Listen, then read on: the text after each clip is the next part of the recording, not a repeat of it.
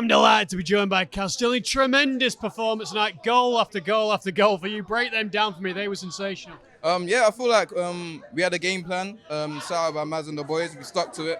And on top of that, we were just intense. I feel like we wanted it more and it showed in the game. Absolutely. I mean, you were incredible last season, incredible again this season, scoring lots of goals, a massive one the other week against Alan Shearer. What was it like to get one past him? Oh, it was a big moment, you know. He's a big player, you know, someone I watched growing up, so it was a special moment. Talk to me about being the MVP as well last year, and do you intend to do the same thing again this year? It's not something I think about too much. I feel like if I do well on the team as well, that it might happen, but it's not something I like directly set out to look for. I try to do as well as I can amongst the team, and if it happens, it happens. Absolutely, and you've obviously had a great career so far. You played for Tottenham, you're doing fantastic things in the Bowler League. If you were able to drag over any player from the world of football and play alongside them in the Bowler League, who do you think you'd pick? Anyone? Probably like a Pogba. You wouldn't be able to get, or like a Mousa, Dembélé. You wouldn't be able to get the ball off them.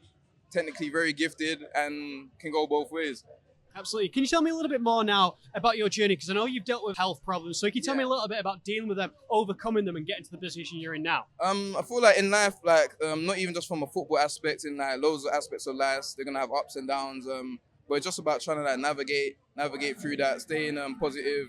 I'm a big believer in God. I feel like that's helped me push through them tough times. Absolutely. Oh man, tell me a little bit more about your Tottenham debut. You got on the pitch in the Champions League, winning a throw-in as well. Yeah. I was on the sideline for a bit of time. The ball wouldn't go out of play, so it took me a while to get on. But that was a special moment. It was at Wembley as well, National Stadium. So that was a special moment for me. Absolutely. You've represented England as well at an under-17s level. Tell me about going out to Chile, because that must have been crazy for you. Any particular memories from that? I feel like the whole trip, you know, it was my first. It was an under-17 World Cup.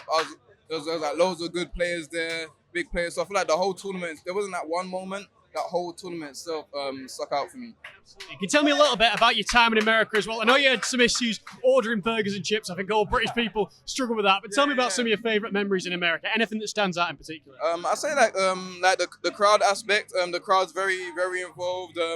There's often that bands will come out, a bit similar to what we got a bit going on right now. Bands will come out to games and stuff. I was able to interact with the fans quite a lot, which I enjoyed. So I'll say that, yeah, from like a social point of view, it's really good out there. Yeah, you've done loads in your career, obviously representing England, playing for Tottenham, going in the Champions League, doing what you're doing now in the Bowler League. What do you think is the craziest story you've had from your career so far? Craziest? I don't know. I'd probably have to think about that one. I'll probably say when I went on tour with the first team pre-season and ended up being stuck in hospital in LA. That's probably the craziest one. I had this condition I got called rhabdomyolysis. So it happened whilst I was out there. So I ended up being stuck out there. And because they're touring as well, I ended up just be me and a physio were left in LA.